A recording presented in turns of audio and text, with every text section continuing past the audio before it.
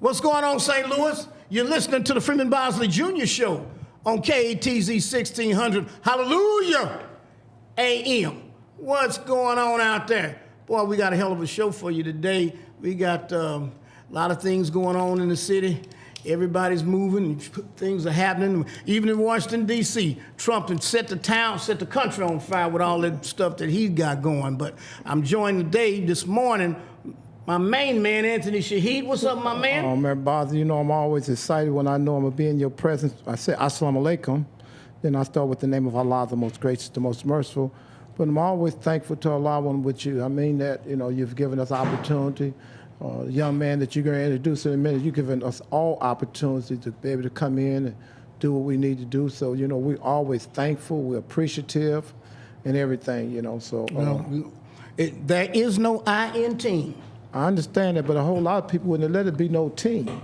It was just been then I. Well, I told somebody that the other day. I said there is no I in team, and they said, "Well, there is a M in me." I said, yes, that's the selfish way to look at it. That's how you don't grow. The Honorable Elijah Muhammad taught us there's no big I's or little U's. That's what I'm talking about. Everybody has a role to play, and everybody to play their role. And when you get to a place where you think you're more important than everybody else, then you got a problem on your hands. And our show is put together, of course, by the one and only.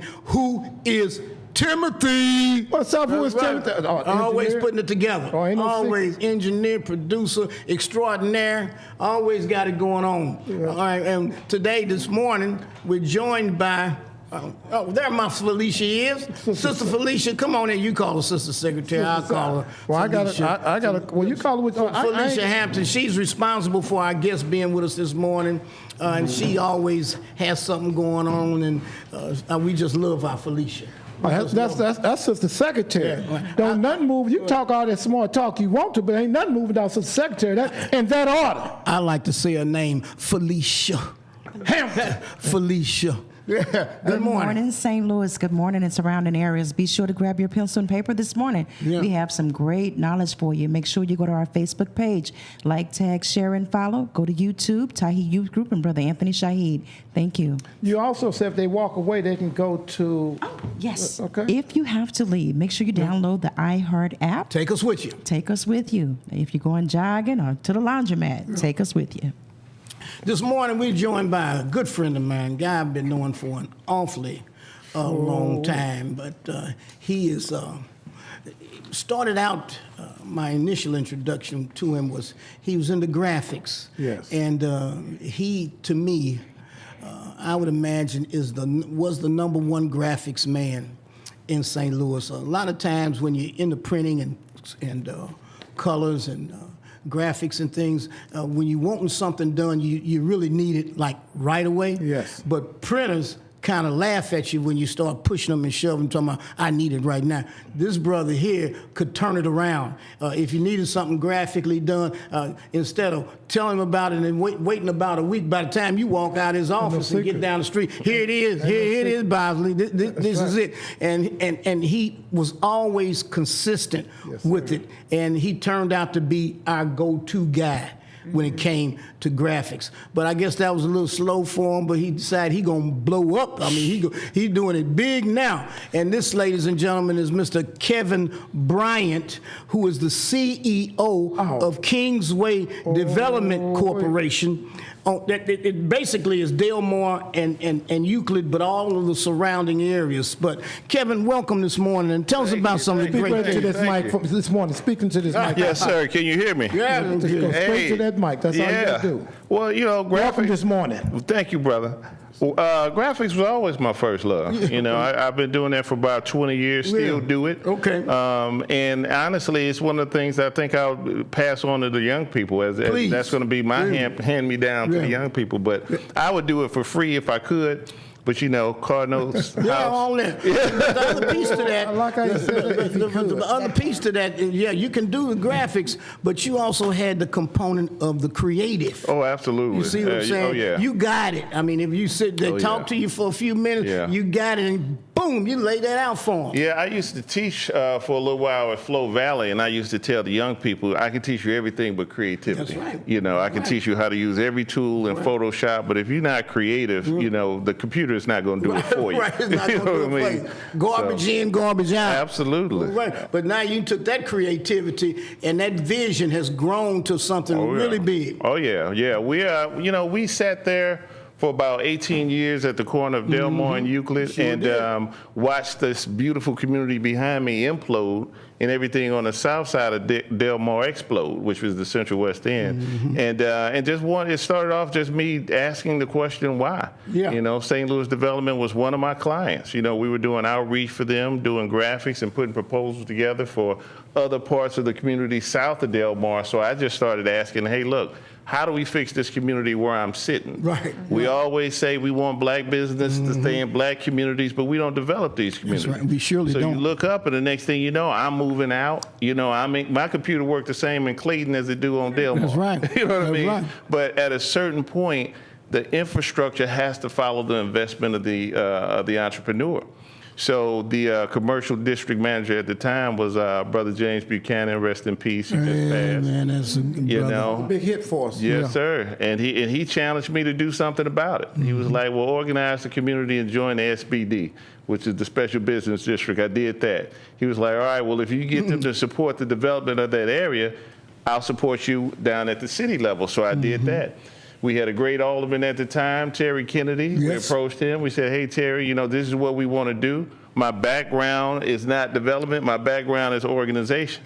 And he said, well, I don't think I ever see you on top of a roof or putting up drywall, but you're good at organizing. So you can organize this community. You have my support. And he knew the ins and outs 100%. of government. Yes. So he knew how to move in and out Oh, yeah. and actually get things done, unlike some aldermen or whatever got to, they got to put their thinking cap on Yep. and all of that. But he had those years of Yeah. experience. So the things that you talked to him about, Yes. he knew how to make them happen. He was a master. I mean, you know, you can't do anything on the level I'm doing without the support of the alderman. And so he taught me how to navigate through all those shark-infested waters. And the most important part was understanding that development doesn't happen to a community, it happens with the community. So you have to make sure that the people that are in that community you're developing are right there with you and playing a part. And if you're a large developer, you're not going to do that. You know, you're going to gentrify, Right. push people That's out, right. That's you right. know, because every community meeting you have could represent the end of that development plan. So you tend to want to work around the people. But when you are a grassroots developer, the people are your backbone. You want the people. You know what I mean? So you can ask the questions, you know, what businesses do you want here that normally wouldn't come here? Right, that's right. Like if I pitch to a bank, I want to put the Galleria in North St. Louis, they'll laugh at me. Right. But you see North St. Louis at the Galleria. Oh, God. So we have to figure out what businesses work now, what businesses work 10 years from now. You can't do that without input from the community. So the same coffee houses, eateries, the same restaurants we go to other communities to patronize, how do we keep them here? And we got real fortunate in that we had a great commercial corridor bound by Delmar. Yes. So now it's just a matter of saying, all right, let's raise this money, let's capture these buildings, and let's attract these businesses. When we couldn't attract the businesses we wanted, the franchises we wanted, I started buying them. So we couldn't get existing UPS store franchisee to come over here, so I bought a UPS store. Same thing with Jamba Juice. The beautiful side of that is now these franchises are on my mission. So now these young people are learning not just to make smoothies, you're gonna learn to run the whole business, right? So now we're recycling not just the taxes, we're recycling the people. And that's the difference between a small developer taking on something like I'm taking on and a larger developer.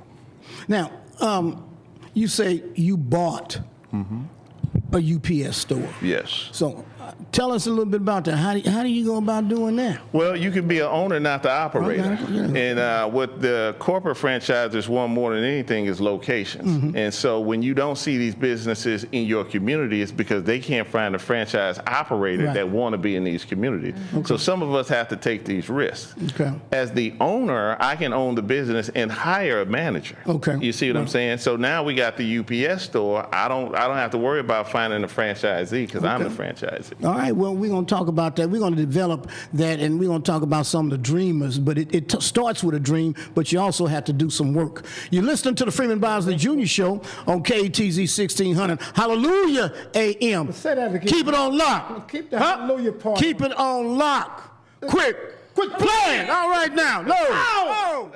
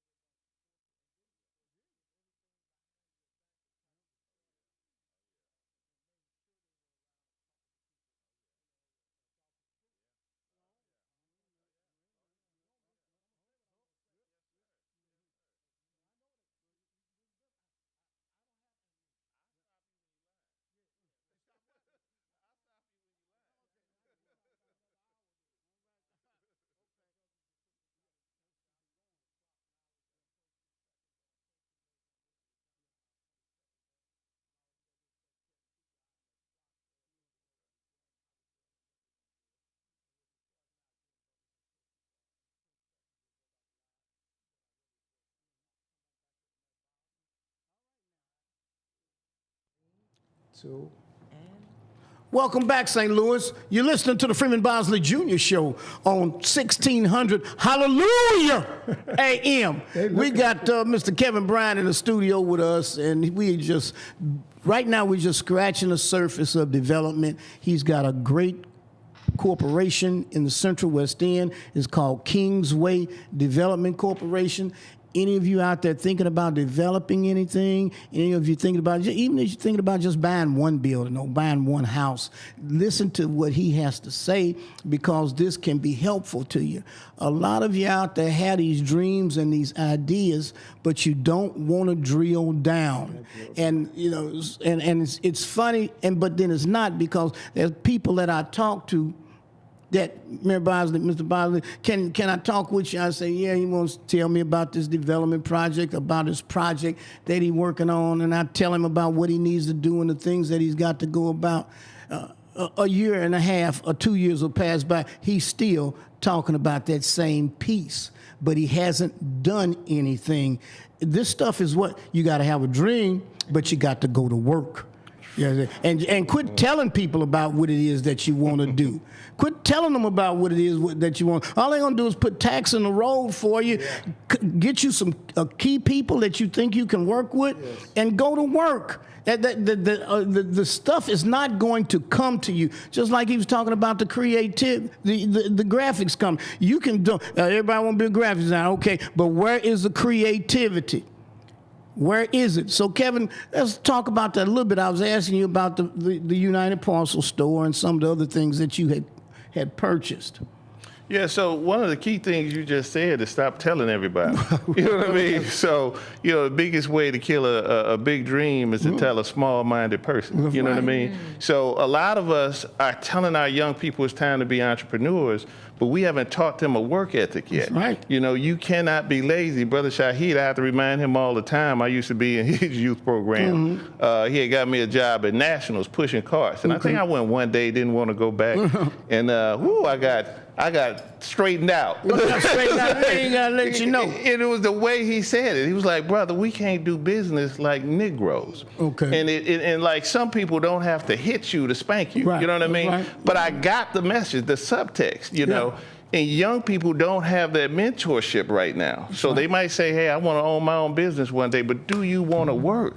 You know, do you want to miss a car payment? Right. Do you want to? It's not easy. You don't just open the door and everybody want to buy your barbecue sauce. Mall's got a whole aisle of them. You know what I mean? How do you stand out? And just don't talk about it. I mean, don't just talk about it, be about it. I mean, some people talk about it, may have a decent idea, but they can't move any further than the idea, and so they talk. A whole year go by, and they're still talking about this idea. Go to work.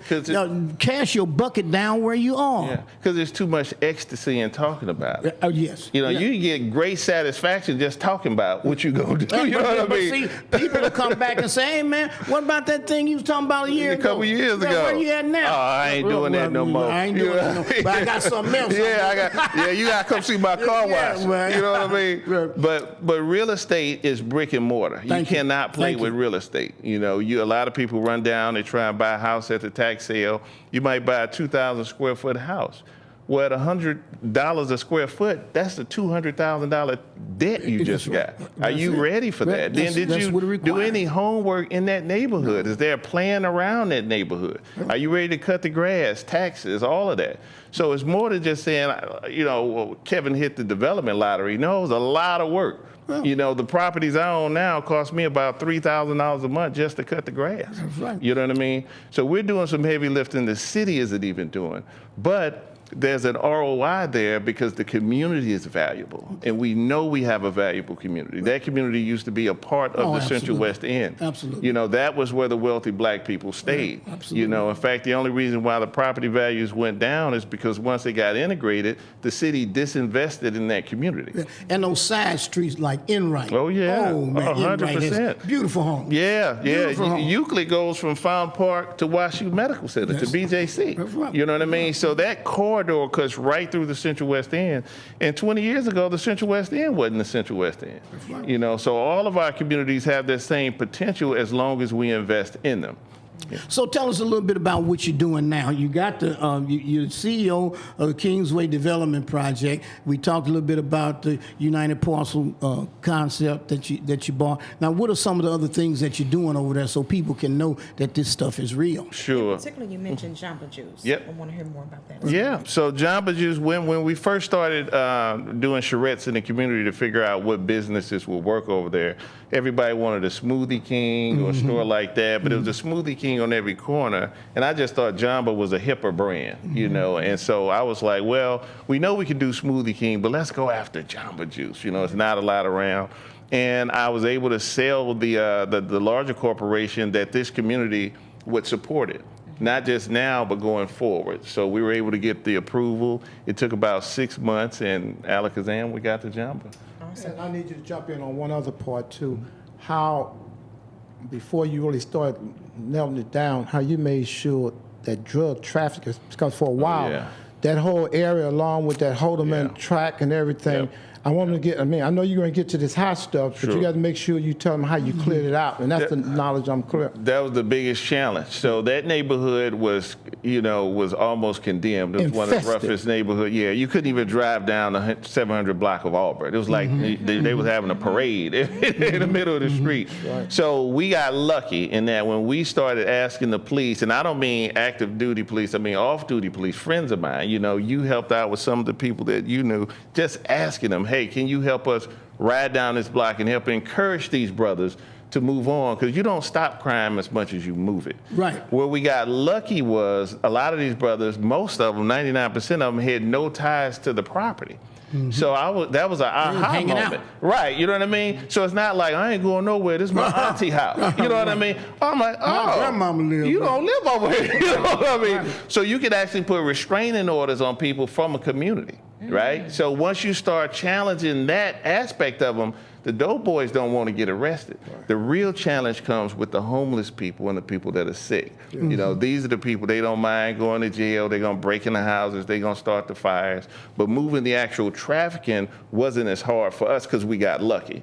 But the other part about it is, you know, now we're at a point where we have to keep the momentum going because it'll start encroaching back. Right. And so it's very important that the city does what it needs to do to continue to support us so that we can continue to be successful. So now you have houses that you've developed, or that Yeah. you got going now? So the first, while we were moving the drug trafficking out of there, we started buying the houses. We bought all the vacant derelict properties we could. So I took down about 42 properties. And those were the key properties in the area that made the neighborhood ugly. But now they are the opportunity, because now we're like, oh, you got 42 properties. You can do infill without displacement.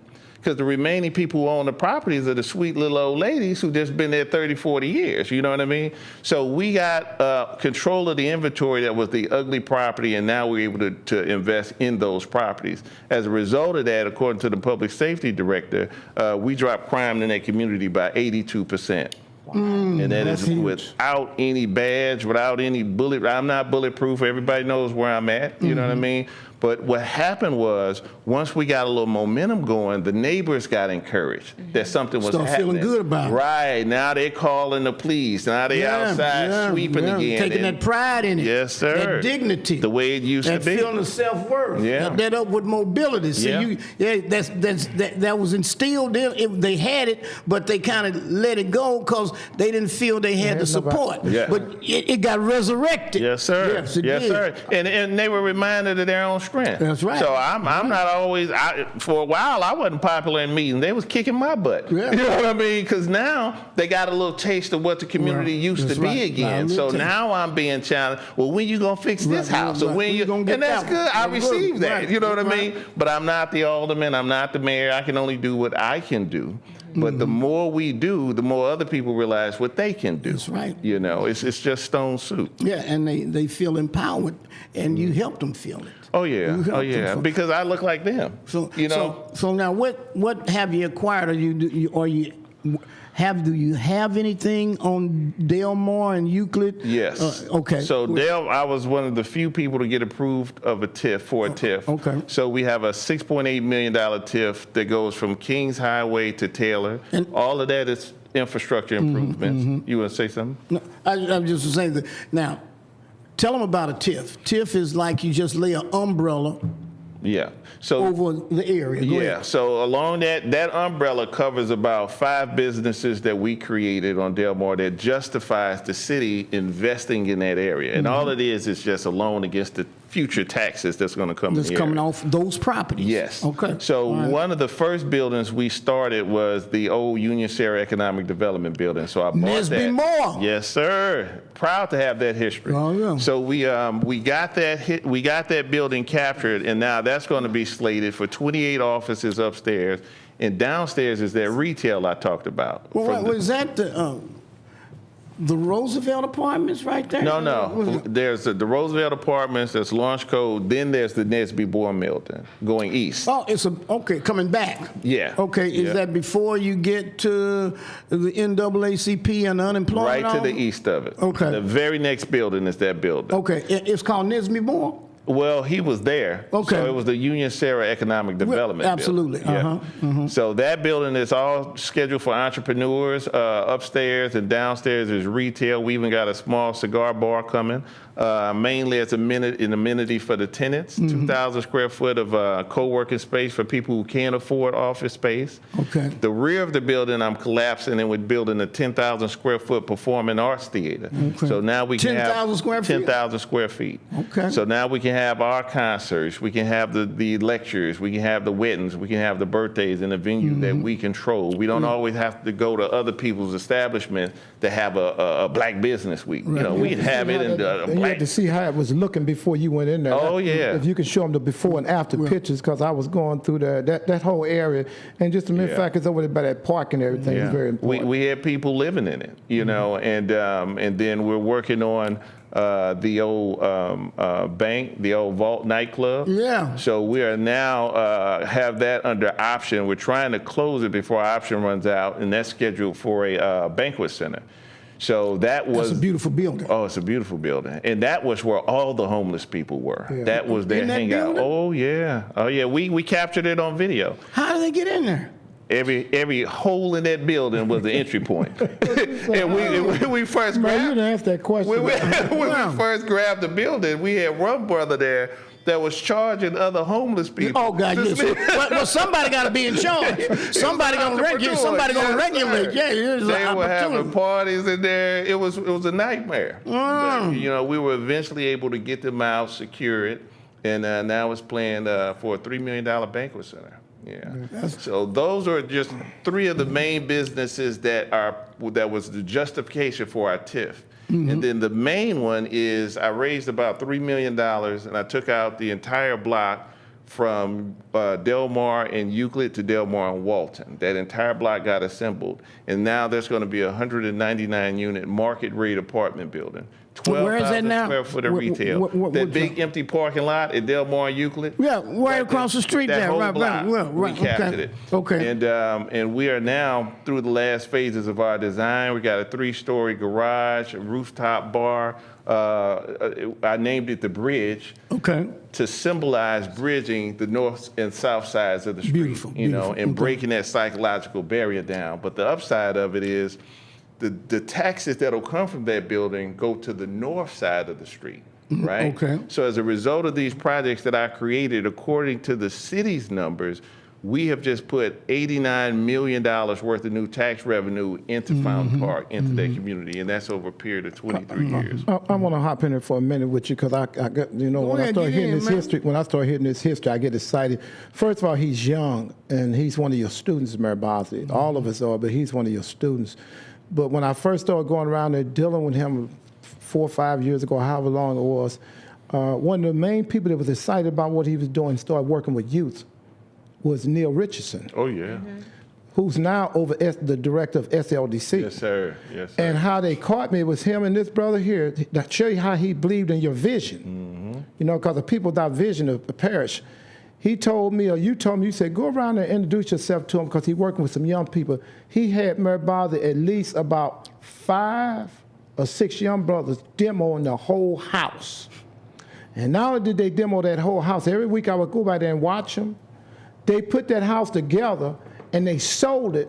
And allows my witness. Wait a minute. They tore it down, they gutted it, and no, then built it back up? They gutted the whole inside, you know, Okay. what you call gut, taking everything out of there from And built it floors back up. and put it back together. I'm talking about first class, sold it and gave those young brothers money out of that house, which in turn gave them enough to go and write a book. And then they sold those books. So you tell me, you jump in there if I'm right or yeah, wrong. no. And this is when it wasn't. Now he's talking about this 89 million. You didn't even have $89 during that show time. you how it all comes together. When we worked together, I found Neil on YouTube. You know, he was just running around rehabbing houses. I was like, I got to meet this brother. So I met him and Mike Woods. Mike Woods, I that's got right. Neil really excited about the project, introduced him to Otis, right? When I was first trying to get development rights. Neil, I didn't know at the time, was working at U.S. Bank. He's the vice president. He Yes. introduced me to a guy named Bill Carson who bought the $6 million New Market tax credit, which I used to finance that elevation building. Right. And it was all because a couple brothers decided to trust each other and work together. Now- Now he's got the baddest job in the city. Yeah, that's right. Let's hold that point now. Now, what do we say to the people that are looking at us, to the guys out the street, to folks up at the Zodiac, to the people that are talking about trying to do something similar? You hear what I'm saying? Because they have ideas too. Yes, sir. But for some reason or another, they just have difficulty bringing it to fruition. So what is it that you can tell them or that we can share with them to help them get off the mark? You hear what I'm saying? And so they don't let a year or two go by and they still talking about the same thing. Well, you know, you got to find how you contribute more than anything, because we tend to want to step on each other's toes. And I want to do what Freeman do. He got a pie. I want to do a podcast. When I used to go to the mosque with Brother Shahid, they used to say, "Some pray while others watch." You know, we can't all do the same thing. You know what I mean? right. So everybody wants the bag, you know, Yep. but nobody wants to put in the work. Everybody want to be the champ. Nobody wants to train to get punched in the face. So if you say you want to be in real estate, you have to figure out how you can contribute. You might just be the money guy. You know what I mean? Or you might be the guy who's the site supervisor, or you might be the guy who sells the house. But whatever, or woman, but whatever it is, find that role and don't try and be somebody else. You know, like some people say, I want to be the next Oprah. Well, if God wanted you to be Oprah, he'd have made you Oprah. You know what I mean? You got to be who you are. Be you. You know, and I could drive through the neighborhood and see 5, 10 brothers sitting on a corner, drinking, smoking, having a good time. But I can't find 5, 10 brothers to say, hey, let's sit down and figure out how we can be a development company, a construction company, you know. So finding that work ethic is key. Yeah, well, I know 2 or 3 different groups of folks that are talking about doing what you're doing, but they haven't done it. Right. You hear what I'm saying? Right. And They were talking about it 2 years ago. Because they That's doing a what they think I'm doing.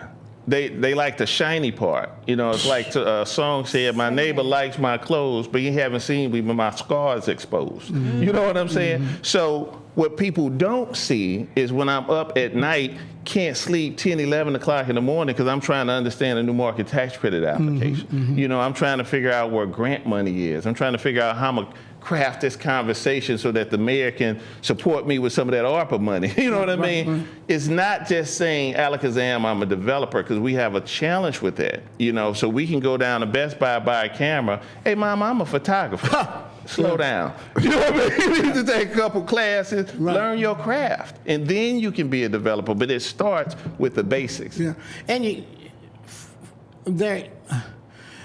to me, it just seems like there's an unwillingness to drill down, Yes. to get into the minutia, Yes. to read. Yes. You know, they say if you want to hide something from a black person, put it in a book. You have to read this stuff. sir. You've got to understand it, and then you got to try to implement Yes. it. You see, it's just sitting around talking is good. Right. For one, you communicate. Now, I mean, we got that. Right. All right. So now we got to get off that dam and get to getting. Like my dad used to say, boy, you got to get to getting. Yeah. So you got to get to getting and get it done. You know what it's the equivalent of? Like, you're an attorney. When people go to court and try and represent themselves, you know what I mean? Well, you get that a lot. You know what I mean? So being a developer is you can't just represent yourself. You got to study and learn what I'm doing and learn. Now, here's the upside. We got to start doing it. We got to start developing more black developers. We have to, because if you're waiting on the enemy to finance your revolution, you will starve and perish daily, you know. But we're at a point now where people are at least inspired because they're seeing a regular old guy like me figure out how to put together a $200 million project. And it's not magic. You know, I talked to some of the other larger developers and I'm like, man, you in charge of this? You know what I mean? There's no magical people. Now, you might have a team of brilliant people working for you, but a lot of these CEOs, I'm telling you, I met smarter people. They ain't the brightest bull. No. They ain't the bright. And then you like you say, you wonder how they got to that point. Absolutely. Yeah. You know? I want to talk about how young he is and then what problems that brought him being black and young, because that was one of the things that they just was saying that he wasn't ready for this. And a lot of them told him to step down. That he wasn't, I'm talking about when he first started these big old ideas, this vision here, it was so big, they was like saying, you done lost your damn mind? You think we're going to take a Central West End and make a North Side West End and do the same thing? Yes, sir. You got us messed up. Yes, sir. You know, I'm going to talk about that. You know, I know that we got maybe less than 50 seconds to in this segment, Yes, but sir. when we come back, that's important because you being young and Neil being young, look where y'all at now, but the mere fact that people were, I ain't going to even call it player hating, they was just straight blocking. Oh, yeah. They was putting up roadblocks, man, and do not enter signs and all of that kind of stuff, you know. If I could throw a big old word out, it's called cognitive dissonance. Yeah. It's when in my mind, you're not doing what I expect you to be doing, and it's causing me some stress. Yes, sir. It's causing you some stress. So we only got 15 All right, seconds left, then, man. brother. You know, we're going to come back. We're going to talk a little bit more about this development because a lot of folks are interested in it, but they don't want to do anything to get it done. You're listening to the Freeman Bosley Jr. Show on KTZ 1600. Yeah. Hallelujah. Keep it AM. keep it on the lock. Quit playing. Whoa! And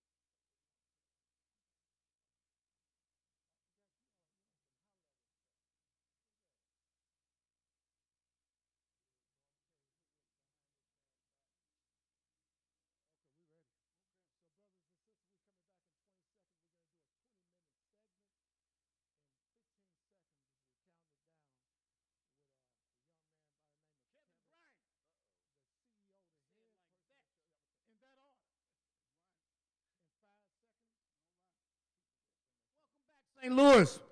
You're listening to the Freeman Bosley Jr. Show on KTZ 1600 Hallelujah AM.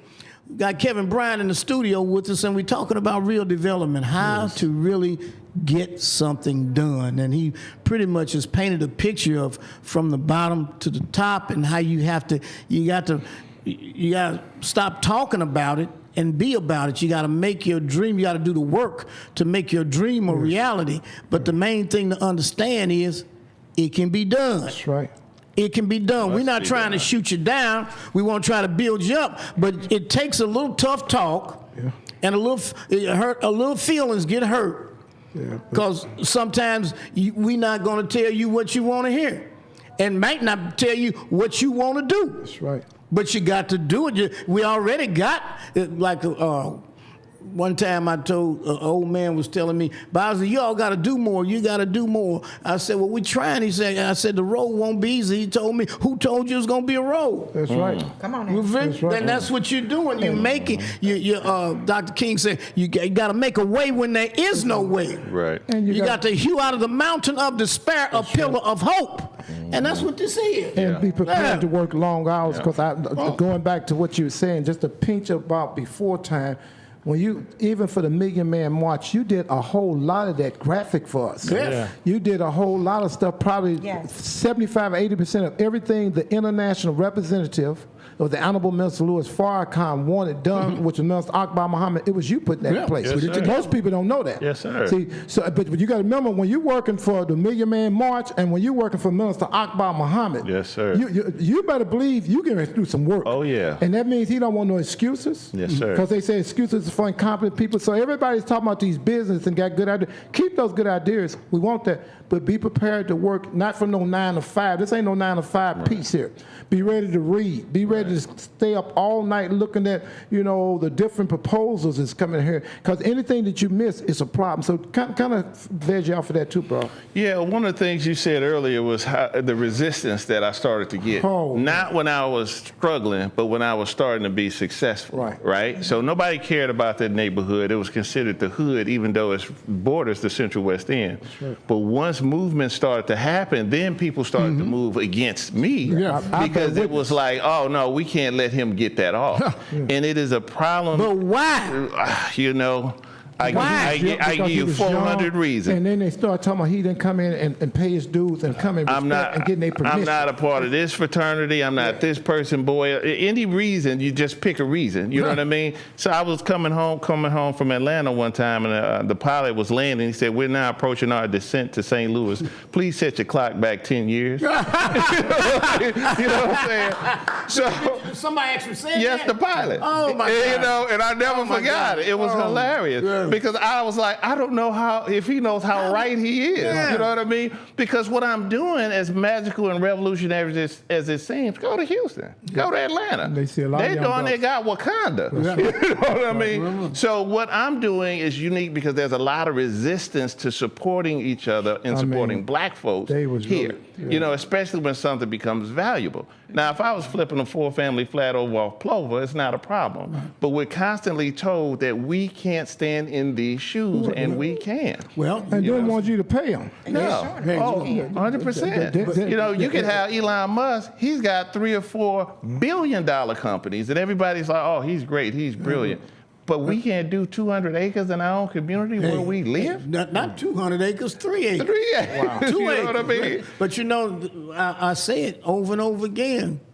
White people are with white people. And black people are with white people.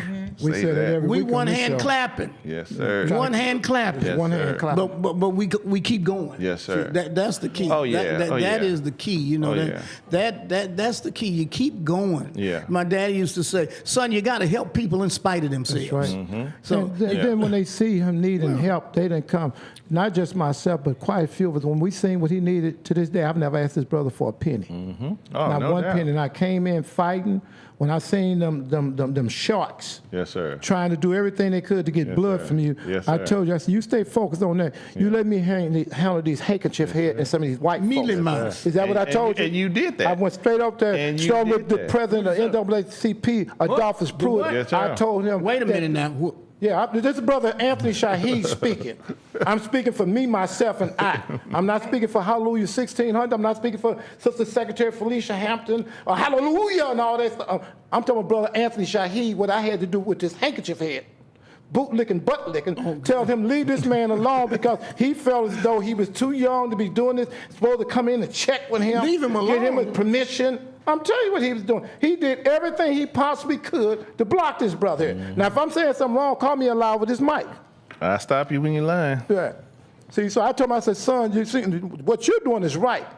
And we're going to help you. If you need us to do street patrols in this area to get some of these young brothers to understand, when they don't understand the police, they're going to understand something.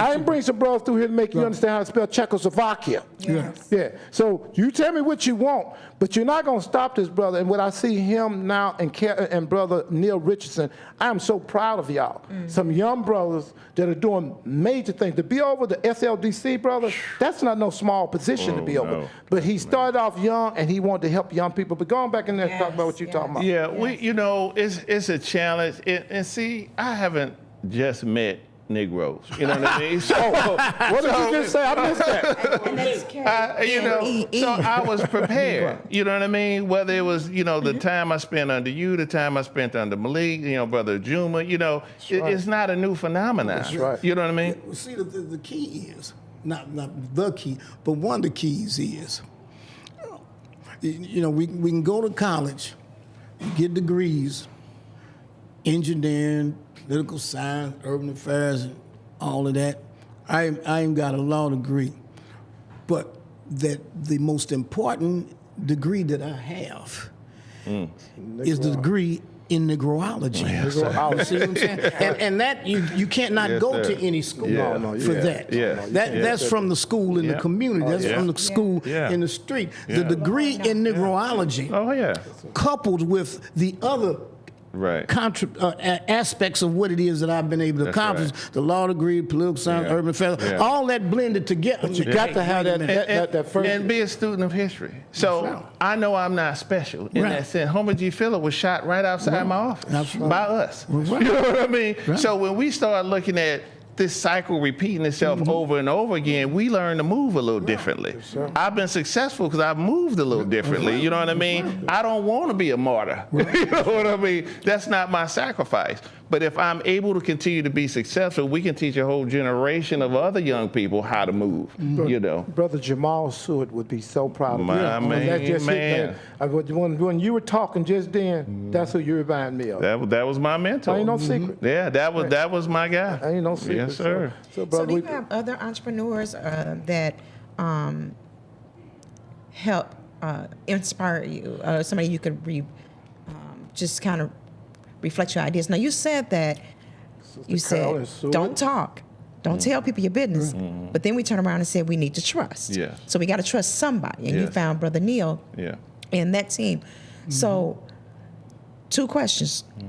Did you have someone like family member, a friend, or whatever to say, hey, entrepreneurship, this is the route to go, to give you the guide? And also, how did you know who to trust and when to trust them? Sure. And how much to trust them with? Do you believe in parallel universes?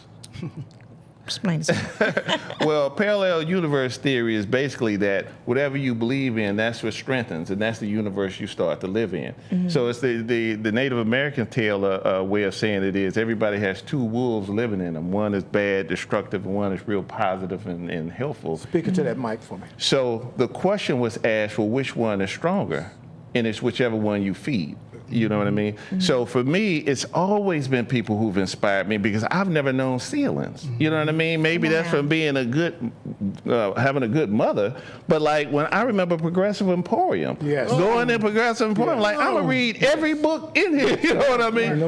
That inspired me to open 2 bookstores. I opened New Jama on the South Side, and I opened Legacy. You know what I mean? When I look at Freeman, when I first met, I remember getting Freeman autograph when he was a, you know what I mean? And then to have access to brothers like this. Brother Shaheed, when we would walk through the Cochrane at night. You know what I mean? And I'm like, what am I doing out here? You know what I mean?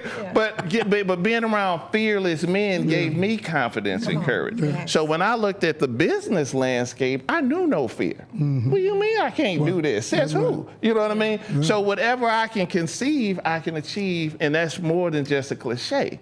I'm actualizing it. You know. So when I run into something I can't do, I'll let you know. Yeah. You know. But for now, I'm like, if I see anything man can do, man has done. You know. And so for me, if I see somebody opening I got a partner of mine. We're going over to Africa, and we're getting ready to start looking at doing a strip mall over in Senegal. Awesome. Right? Awesome.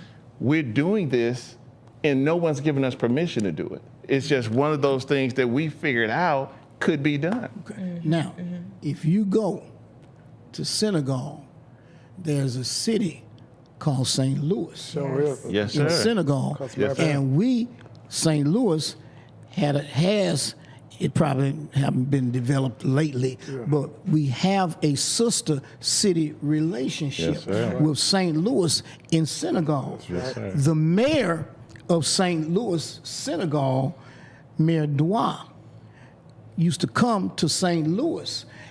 This is when Pearlie Evans was alive, because she was in charge. She was the president of the St. Louis Senegal organization. She would always bring him to the mayor's office. And so they probably are still that family, because, that stuff looms large. Yes. That family is probably still very much in control of some of the things over there in St. Louis, Senegal. So don't recreate the wheel. Just let's try to touch base. We're still a sister city. In fact, you all should have Terry Tatum. That's my partner. That's who's doing the strip mall over there. Okay. In fact, he's lecturing tomorrow at the Ethiopian restaurant on Grand, on doing business in Africa. Okay. But no, we're still a sister city. Yeah, okay, good. Give us that information. So it's the Mascara restaurant on Grand. It'll be over by the time your listeners see this, but it's tomorrow. But Terry Tatum is the young man who's doing amazing things. Okay. There's a strip mall here. There's a Jamaican restaurant out in the county, and he's doing the same thing over in Senegal. What made you decide to pick Senegal? Well, that was Terry's spot. I actually want to go. I actually want to do most of my investments in Ghana because it's English speaking. Okay. Senegal is French, so Terry moves a little better there. Okay. Went to South Africa. South Africa is amazing. Lots of opportunities, English speaking, and so those barriers are a little easier for me to get through. Okay. But it's early enough that I'm just going and enjoying myself. You know what I mean? And once I get to a point where I'm like, okay, I know what I need to do over here, then I'm going to make that move. But right now, the focus is Fountain Park. It's like, dropping my bucket right where I am. Cash your bucket down. Yes, sir. Very historical area. Oh, yeah. Cash them down. That's a very historical area, powerful area.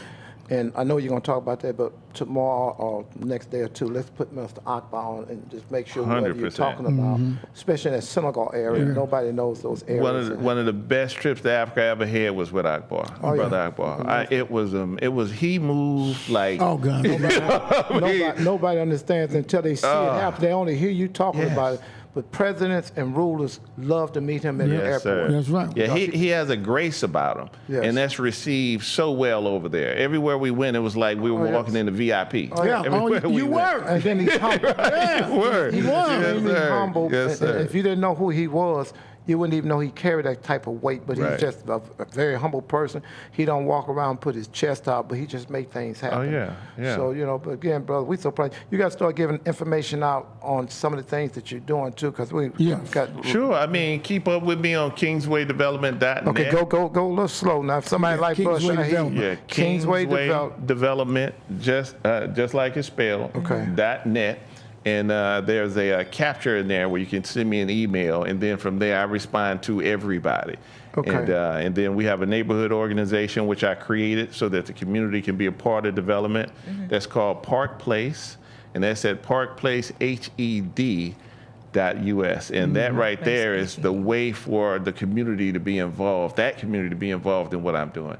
Okay. You know, so you know. What are you doing over on Fountain Place? What you got going over there on Fountain? So we're wrapping up our first rehab right now.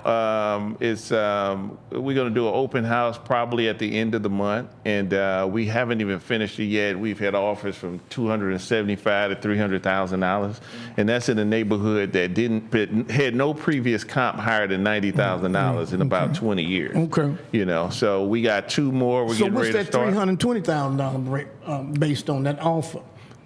The asking price. So we put the asking price out there at 300, and then we had a bit of a little bidding war. Did you? Okay. Yeah, and up or down? Up. Oh yeah, up. You know, but we had to pull it off the market because once the appraisal has to match the offer.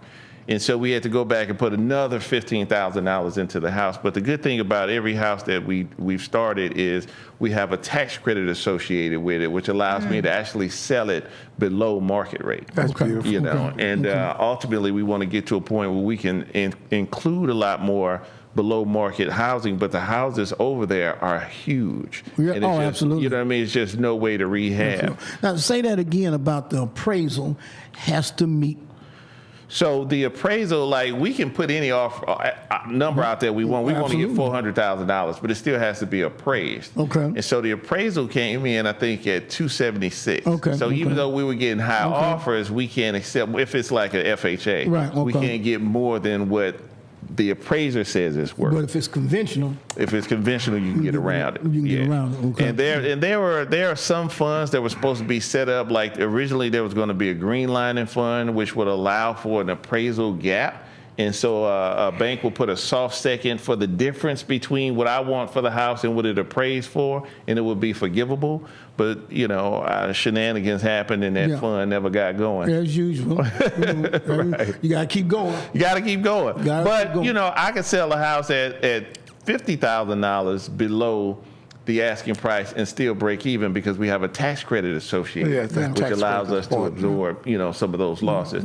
And the good thing about the houses we're doing in Fountain Park is that's not where my profit is motivated from. So we can give away the first couple of houses because we need to reset the appraisal value. Yes. Once the appraisal value, once the comps are up, then we can say, all right, now we can turn a profit. And to give you an example of the value of those houses, when we were wrapping up the first house, we were going into the second, and the contract I'm using, brother named Rob McCulley, had just finished the house over on Westminster, 3 blocks away. He pulled it up in MLS. That house is going for $750,000. It's the exact same house. It ain't 3 blocks away. It ain't 3 blocks away. There you go. It's coming. Yes, sir. It's coming. If we can get people's value at half that. So the person who buys the house that we're finishing up now at $300,000, you potentially have a equity of about $200,000 or $300,000 in that house, as long as the neighborhood turns.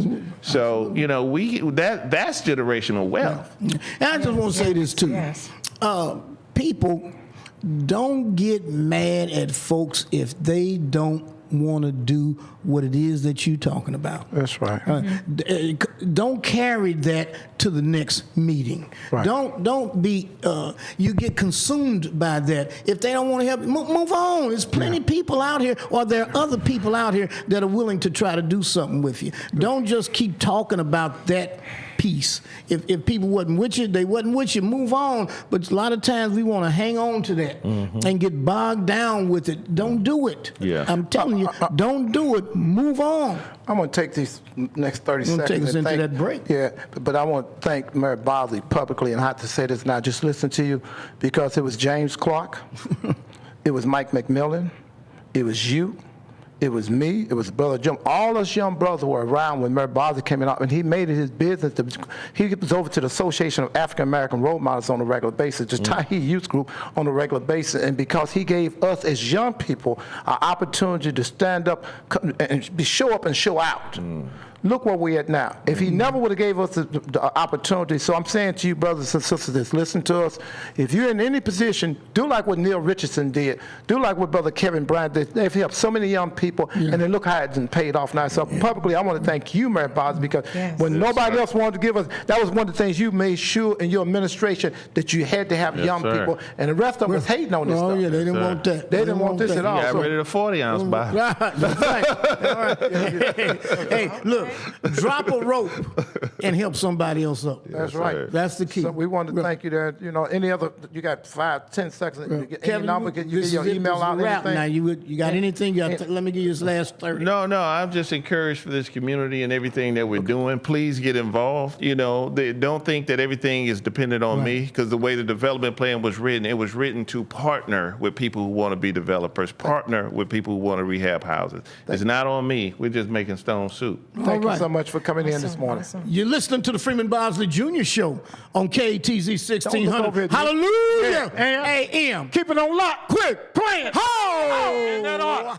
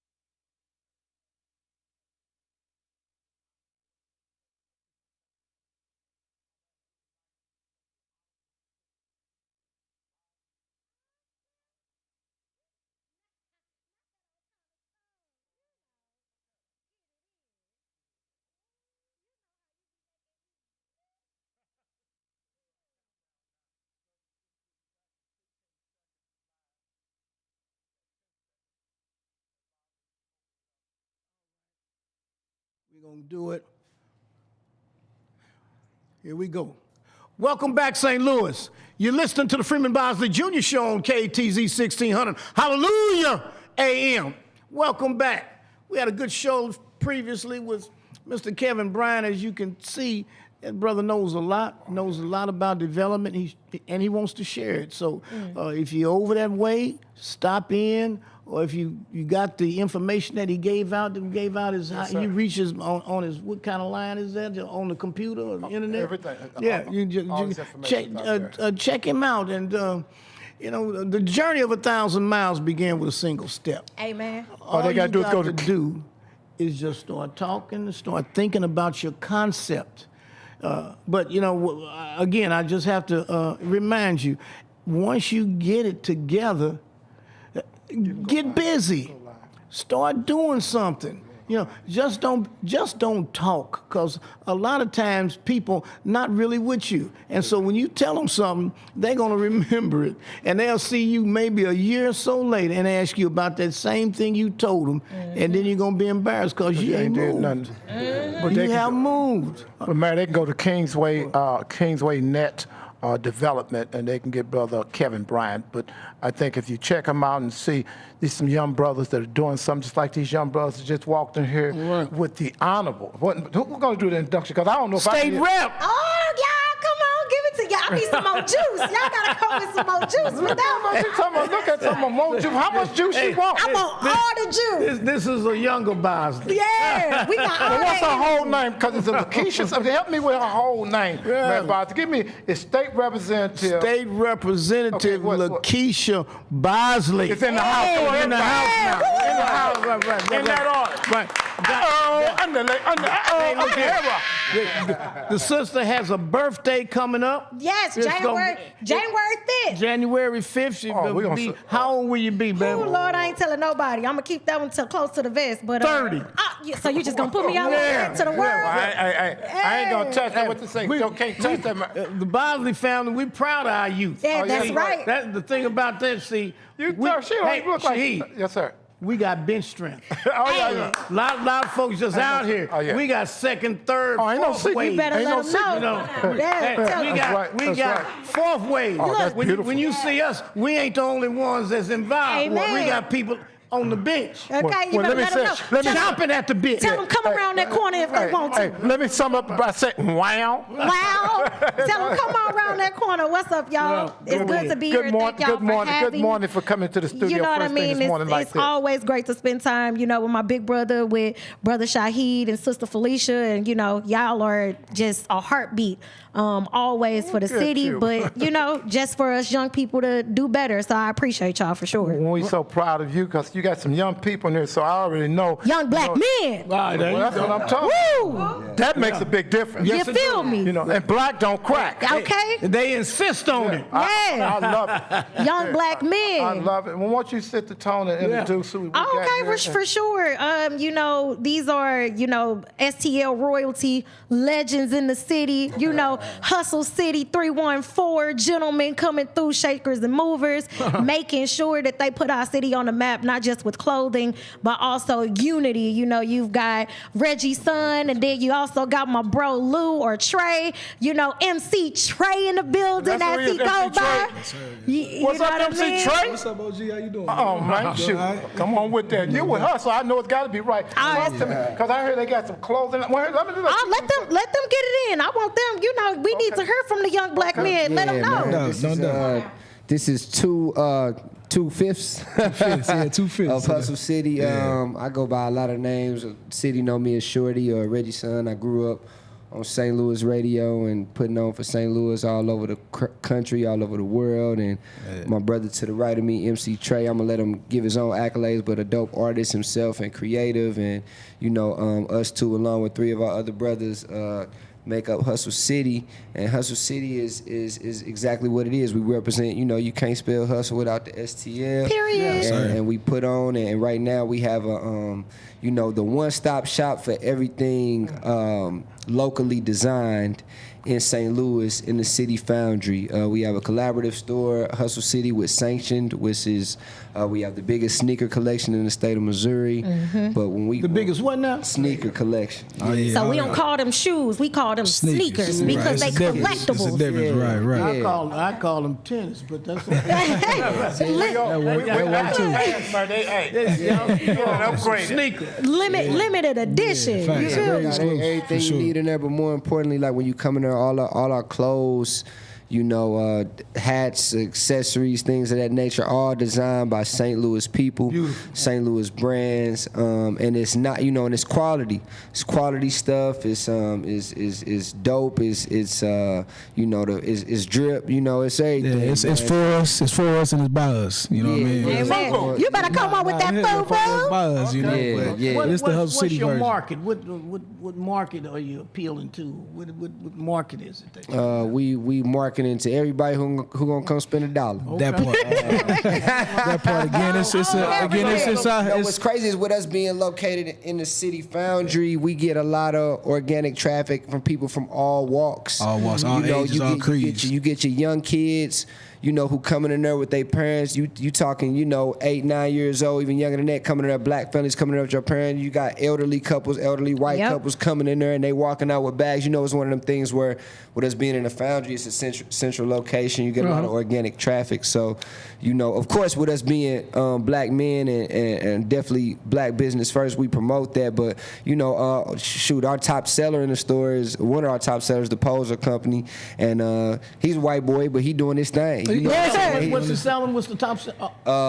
He's one. Poser Company. He's one of them. He's Yeah. the designer of this hat right here. So he combined. Does a lot of Describe St. the Louis hat. centric. So it's a lot of St. Louis centric designs that do very well in the store because obviously the Hustle City, St. Louis connection, and nobody loves St. Louis like St. Louis people love St. Louis. Absolutely. And so he has a lot of St. Louis central designs. But again, you know, as the store continues to grow, we get more designers in. It's several designers that are giving him a run for his money. You know, this last month we had another designer. Yeah, man, because again, we definitely, like I said, collecting the quality designers and artists. So when they coming through, they bringing new designs, bringing new energy to the store.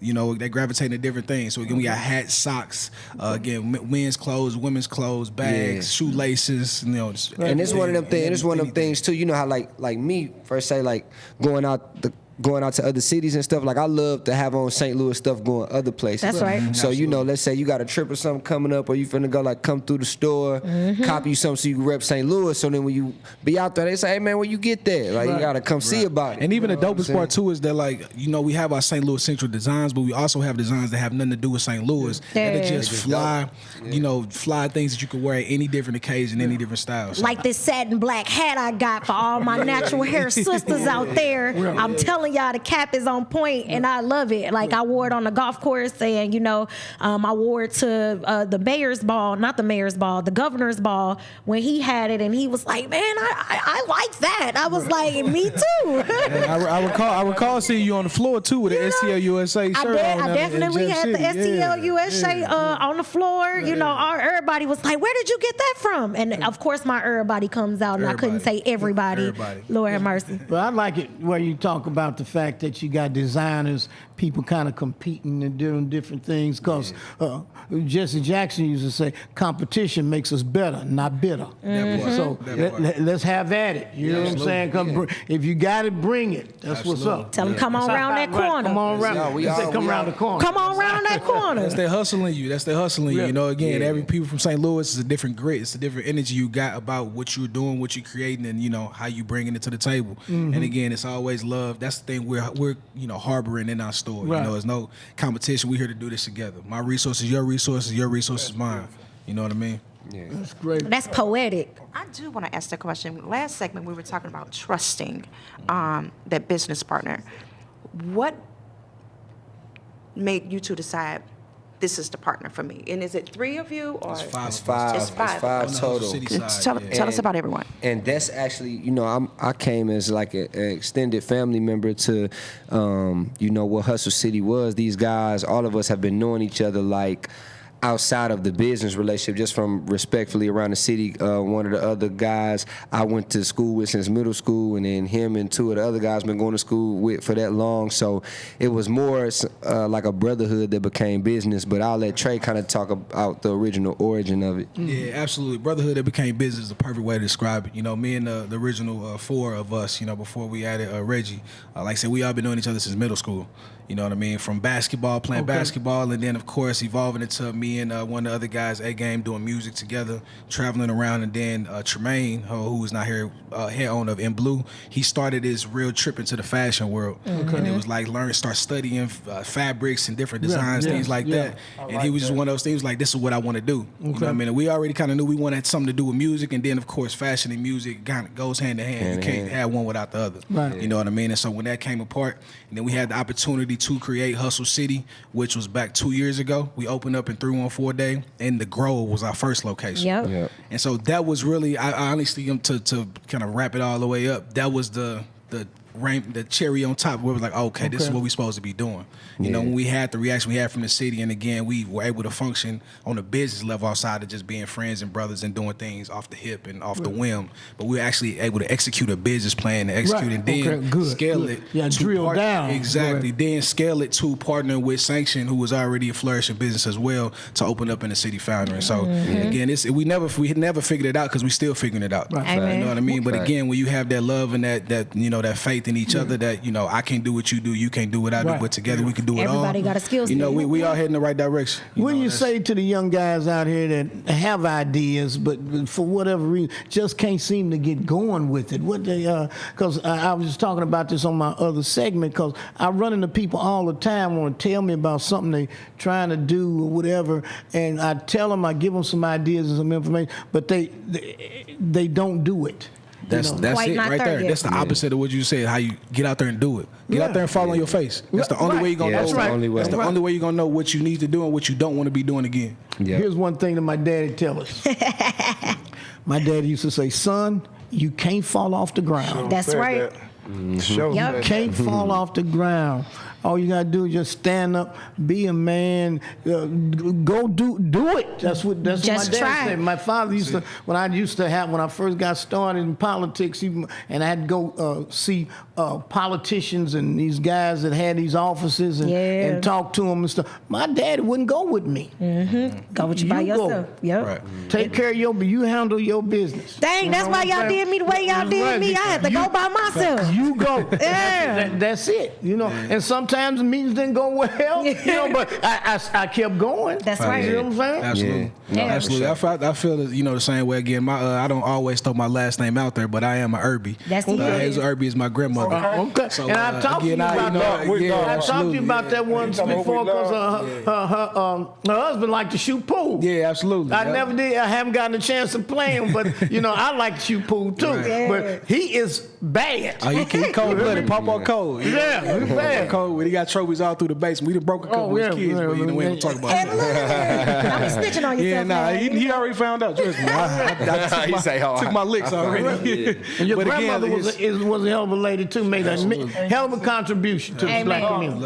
Amen. Absolutely. She loved all y'all back. She loved the city, and that was something. That's a spirit that I kind of embody. right. And again, like I said, I had to walk into several rooms and not use that name, and then being able to Right. build the things that we built. Well, you know, right. it's Stand something on that your you know own. she told me before she left there in transition that you know she was proud of that. So that's something I carried with me and continue to keep building and kicking down doors. You know, keeping it with me. Yeah. For sure. Come on, breaking glass ceilings. Yeah. All right. All right. This is Black Business Month.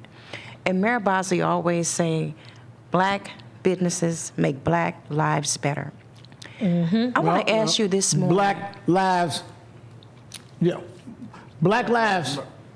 matter. Black business makes black lives better. That's what you're saying. Bring it, right? bring it back. Yes, sir. Yeah. Bring it back. And Bring it back. The problem is we got the Black Lives Matter piece. Yeah, we got that. Black Lives Matter. All right, but we have not made that transition to black business. That's right. Makes black lives better. Yeah, but we got Black Lives Matter. Yeah, but we still just taking our money to white people. Yeah. And there's nothing wrong with that. But let's start thinking about what it is that we're doing and what is it that we're trying to do. What is it that we're trying to accomplish? Are we trying to create black wealth, which we should be? Or are we trying to are we intentionally trying to take our money somewhere else? I don't think that's the case. I think we subconsciously do it. It's branding. It's all about branding. It's all about what you see and what, you know, is put in front of you. At one point in time, we had those black businesses where we can go to, but then we look at our neighborhoods and they're gone. Those small business, that mom and pop shop that used to sit on the corner, you know, they fell on hard times, so they're no longer there because you had a competitor that moved in that had more equity, that had, you know, more resources and finances and kind of, you know, took them out. And I think that's another thing that we have to stop doing. one, you know, my daddy used to always say, your eyes bigger than your stomach. So just because it looks nice doesn't mean it's for us. You know, everything that glitter ain't gold. So I think that's another piece of it. And like, you know, what I appreciate from y'all that y'all have been able to do is it glitters, but it's also good for it. It ain't that glitter that get in your eye, you know, and you come back and you got all of it all over your face and you just stay there. You know what I mean? Like it has its purpose and it serves its purpose, which empowers all of us. So like, I appreciate that. I think it's like, And I think it's my levels. question from either one of the guests. With your business, how do you feel you're empowering or making Black lives better? I mean, I feel like because, well, for one, we are the representation. You know what I'm saying? Like they see us and, you know, see us in them and vice versa. Yeah. And I think that you know, we are the example of actually like doing it, and people are seeing it as it happens. You get what I'm saying? We ain't no $1 billion company, $1 million company quite yet, but you know, people get to see it from, because people knew us prior to this or watched all of our journeys individually. But I also think like a lot of it got to do with like the programming, and like a lot of times, well, especially like right now, like us as Black people, like we gotta unlearn a lot of things first. Unlearn. You know what I'm saying? Like because we gotta reprogram, because it's a lot, you know. And then also, even as Black business owners, you know, we got to do better, you know, because as the customer, you could say, yeah, you taking your money, you keep going to the white people and all that, but as Black business owners, we got to make sure that our representation and our presentation and our product and our business is always in order. That's right. You know what I'm saying? And then as the customer, you can't be coming in and trying to get a hookup all the time because you don't go in their businesses and do that. You know what I'm saying? So it's like, I think it's the collective of everything together, you know? Yeah, like everything together. Everybody working together, and because, you know, and then at the same time, like going back to like reprogramming, you know, it's a lot of things that we just now getting hip to. That's right. You know, like we always talk about finesse, but white people been finessing for a long time, and Finessing. you know, and finding the loopholes, and you know, figuring out, you know, knowing the back doors, and the whole time we thinking like, They know the rules of engagement. Exactly, you know, so it's just, I think that I think we are being examples of it, because, you know, for one, we showing togetherness. For two, we also have situations like every Saturday we do like a sip and shop where even vendors who aren't necessarily in the store, we allow them to come in and do like a pop-up to where they can sell their stuff, you know, for that time or for those hours, you know. So even outside of people that are already in there, we still extending the arm and the hands, and even to other businesses that aren't closed. Like, you know, when we had Jigga Juice come in there, and she'll come in there and serve her drinks or her wine or whatever. So it's just, we use it as, and sometimes we shut the store down, so we close, we open every day except Tuesday. And sometimes on Tuesday, we'll have private events in there and let people come in there and use that as their space, you know. So it's more than just and to even touch on a little bit more, I know we have employees through STL youth jobs. Yeah, and we specifically have young black teens who come in, or they're in high school maybe, you know, and again maybe to graduate, and they looking for a job, and they choose us. They choose this store, like, okay, I want to be a part of some fashion or shoes or something of that nature, and we become bosses, but as well as mentors. You know, we got young kids going through real things, and again, and it's starting to show in this group we have now. So we actually helping them go through real life things, and to be better people, better Black human beings mentors first of all. You know, And and I as think well that as employees and owners. Every Black business like what you all are attempting to do, every time I think it's helping take some of the hateration out of it. Because we are quick to, if you doing something like you say, you don't like to say your last name a lot of times, you know. Our people a lot of times have a tendency to just not like us, ourselves. Absolutely. I mean, and then you Self-hatred. we our biggest hater. Absolutely. We our biggest hater. We our biggest downfall. Okay, go ahead. Yeah, we are. I mean, just saying that we our biggest hater, and we and you know, it's one of the, and it's funny because sometimes I say that, like, you know, I would say it in a joking way, like sometimes we show love through hate, like oh man, you think you fly with your little store down there, which you know, it's like it's a way that we like bred, you know, and so that's why, you know, I always try to contribute to the positive side, to the optimistic side, to showing love, because that's what it's gonna take. I want you to get an address you gave out, and I just wanted to say this here. When I look at y'all, I'm looking at Black excellence. Amen. So it don't make no difference what somebody else is saying. Yeah. That's I the want word. you to Can we keep get a that spirit of blackness. Yeah. Your store. It's okay to whoever buy. I don't care if it's Mexicans buy. That's good. Yeah. Whoever spend their money, you want it. Yeah. But don't forget, because that's the main thing. When we get in these positions, don't forget to say black. No, Some of these sure. brothers and sisters, when they get in position, they become Millie Mouse and they start talking off the side of them. Don't do that. Come the way y'all look black. Y'all look strong and black. You don't look like you play black. You look for real black. That's right. Stay black and get that information out there and get everybody's money.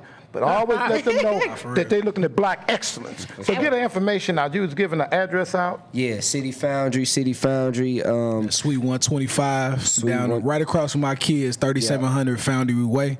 And at Suite 125, come down. It's a good time. Like I said, open every day but Tuesday, 11 to 7. Yeah, today. And we actually got that sipping shop today. It's Saturday. We got that sipping shop, absolutely. 2 to 6 p.m. 2 to 6 p.m. Today, Please follow the IG2 at Hustle City. That's Hustle with the 3 as the E, 1 as the I, 4 as the Y. Wow, there we go. Period. Say that again. Come Look it up, give me one man. more time for you.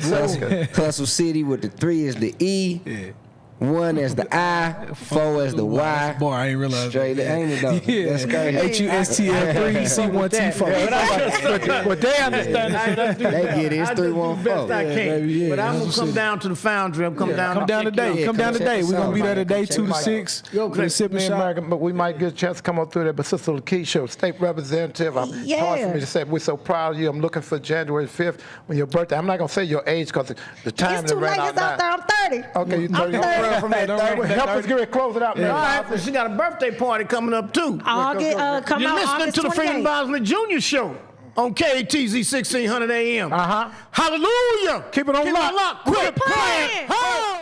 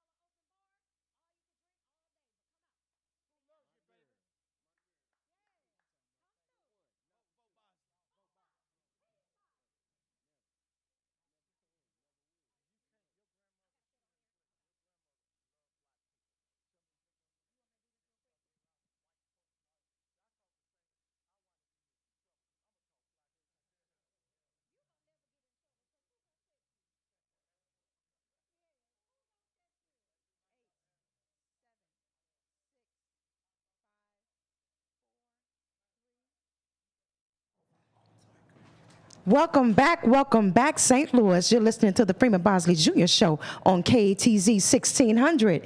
And we're still here with our state rep. Hey, y'all. Yes. What's up, Sister Felicia? Wasn't that a great show? Amen. Ah, man, we really got some information. I hope you all got your pens and paper out because we really received some great information today. Now, if you need to go back because you missed something, then you can go to our YouTube page. You can go to our Facebook page, The Freeman Bosley Jr. Show, and go ahead and listen, repeat, take your notes. But today, before we leave out, we want to talk to a couple of things. Our state rep, you got a birthday party fundraiser coming up? Everybody has coined it a birthday party because it is my half birthday. You know, I am celebrating my half birthday right at 29 and a half, right before I turn 30, which will be August 28th. Okay. So that is a Sunday from 4 p.m. to 7 p.m. and it'll be at Open Concept, which is in the Grove. It's free parking, everything. So please come out. $30 open bar. You know, your assistance and help. You know, everything is welcome. We're just trying to, you know, celebrate each other. And I want everybody to do that in a space in honor of, you know, Black Business Month. I also support, you know, my Black men because I think that they don't get enough of that support. And they don't get enough recognition for all the greatness that they do. Yes. So, you know, I want to, you know, encourage you all to do that. And, you know, even if you come just for my half birthday day party fundraising event, make sure you also come out, you know, after that too, and just support. Awesome. Thank you. Can you give us any information on the Crown Act or what's going on with that? Oh, yes, honey. Come on. You know, we were able to, I worked with Alderwoman Shameen Clark Hubbard in the city to get it passed, and it is now officially a city ordinance of non-discrimination of, hair in workplaces, as well as with Councilwoman Retta Days. She passed it in St. Louis County. I worked with her closely to get that passed in St. Louis County. So the city of St. Louis, we got it passed here. And then, we're working on it on the state level of trying to ban that discrimination for our children who are going to school with their braids and with their afros and with their locks and, feeling, very culturally how they want to feel, because all kids should be able to, be what they are. And they have coined our hair as a distraction. It's not our fault God made us impeccable. It's not our fault that we defy everything that is considered their science. It is not our fault for any of that. We are just, magnificent, and we want our children to love themselves. We talked about this a little bit earlier, with the self-hatred, and that plays into it when you tell a little black girl or a little black boy, oh, your hair's too long, or when a little black boy got a little ponytail and they like, oh, he looks like a girl. Don't do that. His hair is beautiful. If that's the way his mother and his father and he wants to wear his hair, allow him to do that. Don't cut his hair off. And that's what they were doing in schools. They were cutting these kids' hairs off, whether they were playing sports in the classroom, anything, and we just won't stand for it. So we are officially trying to get that passed as a state law here in Missouri. Last year we got it close, but not close enough, unfortunately. But we're not gonna stop trying. As my brother said earlier, you can't fall off the ground. You can't fall off the ground. My dad used to always, he coined this term. It came from our grandmother. Once a task has just begun, stick to it till it's done. Whether the labor great or small, do it well or not at all. And that is a motto that I live by. That's Freeman Senior, and we love him so much. I'm gonna let y'all talk for a minute, but after a while, I need to give a couple of announcements out. Yes, sir. So you let me know when I can jump in on these announcements. Yes, sir. We about to let you jump in just 1 second. Okay. I got one last question to ask you, Yes, ma'am. State Rep. I know that the laws are changing, I think August the 28th, and they go into effect August the 29th for voter registrations and voter ID. What are we doing to ensure that people are aware of the information and are ready to vote for this upcoming election? So we're putting out a lot of information. Unfortunately, one of the major things in this law that is egregious is like you can't register people to vote. If you register more than 10 people to vote, you have to, fill out a form and register with the Secretary of State's office. So that puts a lot of our people in position, because how weary we are of government and putting our IDs and our names on things, and hence one of the reasons why we're one of the lowest counted populations in the entire country when it comes to the census. But that's one of the most egregious things to me that is in that piece of legislation, while also making it that we have to revert strictly back to paper ballots. And if you get any assistance, you've got people out here with disabilities and they can't get assistance while they're voting, and that is an issue.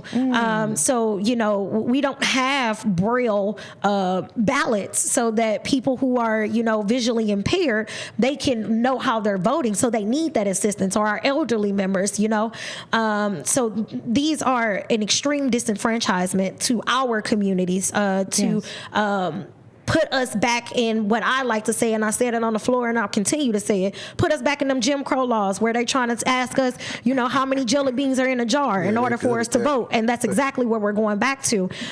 So we've got to do our due diligence of, saying no.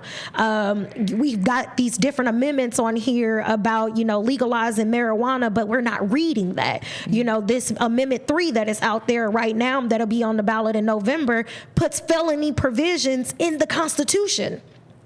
It's a carrot, like they're dingling a carrot in front of our faces to tell us, legalize marijuana, recreational marijuana, make it legal. But at the same time, it's this caveat of saying if you have 6 pounds or whatever it is, that's a felony conviction, and that's in the Constitution. They always got some loopholes. We're gonna have to get my sister back, and I don't know why we don't have her back on a regular basis here. To call her name, because the information you have is crucial. I got something that's pretty on a very Thank you serious for note, sharing. which Yes, sir. James, a young brother by the name of James Dickerson, who is really not as young, but his daughter and Mary Butler, daughter tried to commit suicide because of this bullying. It's all over the internet and stuff, 14 years old. And, you know, when young sisters start thinking about they obese or they start telling them they ugly and stuff like that, they're using this social media to get a lot of stuff out. I'm giving it in the last minute or so, but what I like to do is we're going to do a big prayer that we did last week, but just all the stations are talking about it. I want to give a telephone number out that at 12:30, all of you that are listening, I would like you to call in. Try to get on as quick, as early as you can, around 11:45, no later than 12 o'clock. Every Friday, you got to be on by that time because other than that, you won't be able to get in. That telephone number is 1-667-770-1476. Again, that number is 1-667-770-1476. You need a PIN number. It's no Zoom or nothing like that, just a regular call. And it's 196-854, tic-tac-toe, or pounce, or whatever you want to call that. It's important that you get on it because at 12:30 on the button, we're going to be praying for this young lady, and we're asking God to please, you know, bless her and pray for the mother and stuff. And the only thing I ask you, do anybody has a niece or nephew or grandchild, 14 years old, that's pretty serious when you get that age and you got to think about trying to take yourself out. Absolutely. And on Her a name good is note, Spirit. Yes, thank you. Call out Spirit. Spirit. Her name is Spirit Butler. Thank you, Sister Secretary. Yes, sir. Spirit Butler is her name. So you're going to be saying that name like it's going out. And we're going to pray and going to use this as a battering ram to knock doors down. Also, in a cause of black business, if you go up to Aries Restaurant at 1 o'clock, today. You got to go today at 1 o'clock, and you mentioned that you heard on Mary Bosley's show. You got to say 1049. Only get one, 1049, and you'll get a $15 voucher. And if you go in there at the same time, we got the flavor pickle bar. They got pickles in there. It's got a voucher there. You can get a jar of pickles if you go in there, and you just got to say Brother Shaheed, but you only get one voucher of each, one for the Aries Restaurant for $15 and the other one for the flavored pickle bar. And you know we love our pickles, honey. Well, listen, that's sweet and spicy. Them pimped out pickles at one point. Them was my thing. Yeah, you know? but they done got knocked out. Yeah, I'm here for them. I'm gonna have to go get in there for that sweet and spicy. This is a one and done voucher. The first one come is the first one served. 1 o'clock. 1 o'clock Today. So our time is gone, and we hate this here. So make sure y'all get out and vote November for this general election. Please get out there and vote, but make sure you educate yourself. You know, don't let them dangle that carrot in your face. Maybe you can come back here next week to help us. Yes. Plus, you know how to say keep it on lock. So our plan, that's what we got to say within 10 seconds. Oh, I'm here. Be sure to follow us on Facebook, guys. Go to Facebook right now. The Freeman Bosley Jr. Show, Tahi Youth Group, and Brother Anthony Shaheed, and follow us on YouTube. Keep it on lock. Listening to the Freeman Bosley Jr. Show. Keep it on lock. Quit playing. Oh, right on time.